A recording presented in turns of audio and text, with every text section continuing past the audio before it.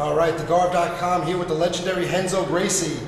How you doing, Renzo? Great, man. Nice to be here with you guys. Good, and now you got a big fight coming up at Abu Dhabi, UFC 112 against Matt Hughes. Matt's a great wrestler. What are you expecting in that fight? I expect a battle. I don't expect nothing less from Matt Hughes. He's a tough opponent, and I'm working very hard to fight him. And now, who are you training with for this fight? Well, my partners are Ricardo Almeida, Matt Serra, Frank Edgar, Igor Gracie, Hollis Gracie, the whole crew. Yeah, we're coming ready for this one.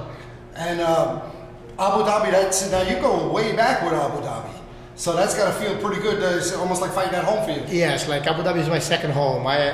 Just last year alone, I was there 11 times. Wow. You know, I had a great time. I feel great with the weather, with the food, with the people. It's like we're fighting at my house. Absolutely.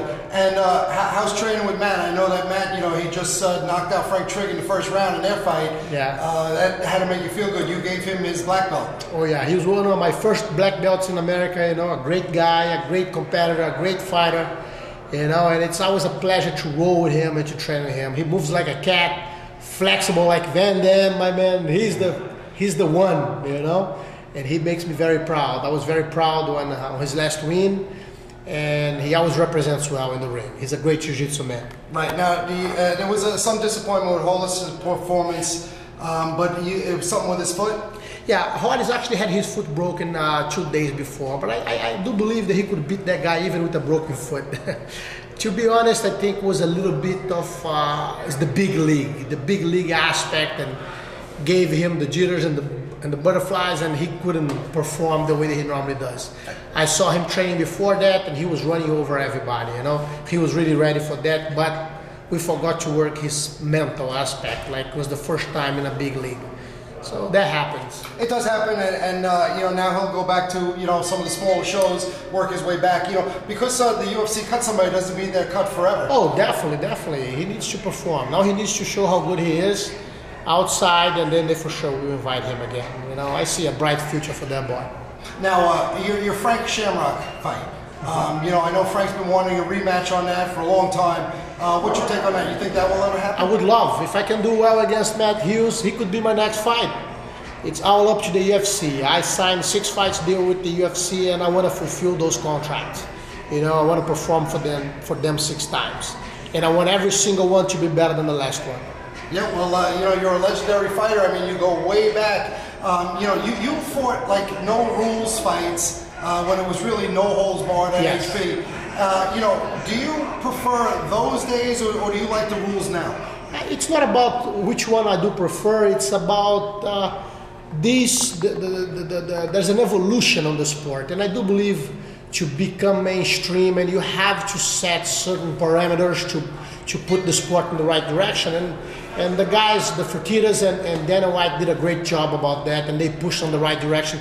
That's why the sport is getting so big, and I'm really glad the way that we went. Of course, I always like the wild side, the headbutts and the low blows, and anything goes, but at the same time, I do believe that it's necessary a lot of certain circumstances to be able to push the sport forward. And for sure, the rules were very important on that. Well, absolutely. Because it was so violent back then, you couldn't really make it a mainstream sport, and now you see it on TV, and the UFC just keeps getting bigger and bigger. Yes, definitely. And like you mentioned, there was violent. I don't believe it was a violent sport back then. I think it was less violent.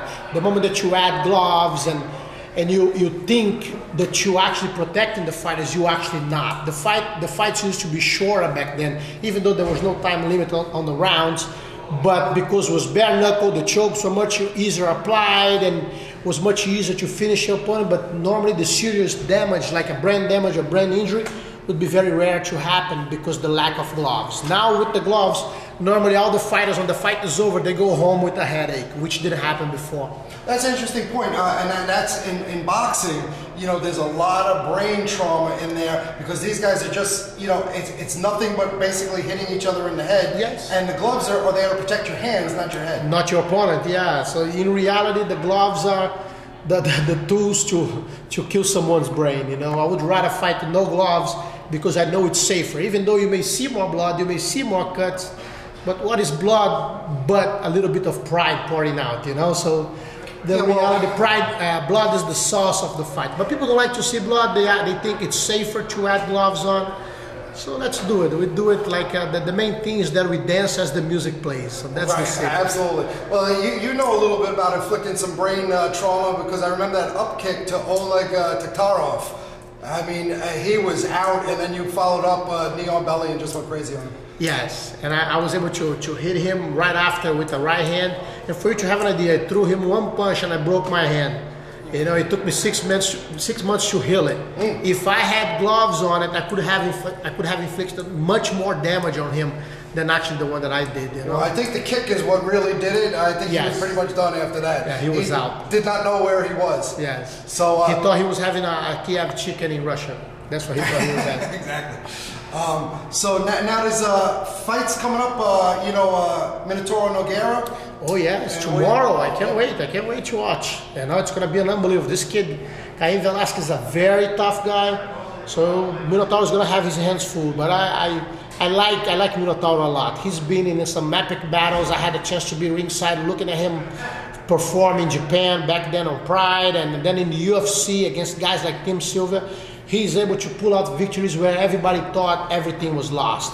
So I'll be rooting for him, you know, and I wish all the best to Cain Velasquez too. He's a very tough opponent. Oh, absolutely, and I like the old school guys. I'm rooting for Nogueira too, and it's just like I couldn't believe he was sweeping Randy Couture. Yes, that easy, you know. Couture doesn't move around. It's not too easy to move Couture around, you know, and he was doing. It was an unbelievable fight that he did with Couture. Couture, like always, a class act.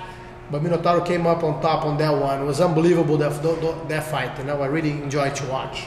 Now, you're kind of avenging the loss by Renzo Gracie against Matt Hughes in this fight.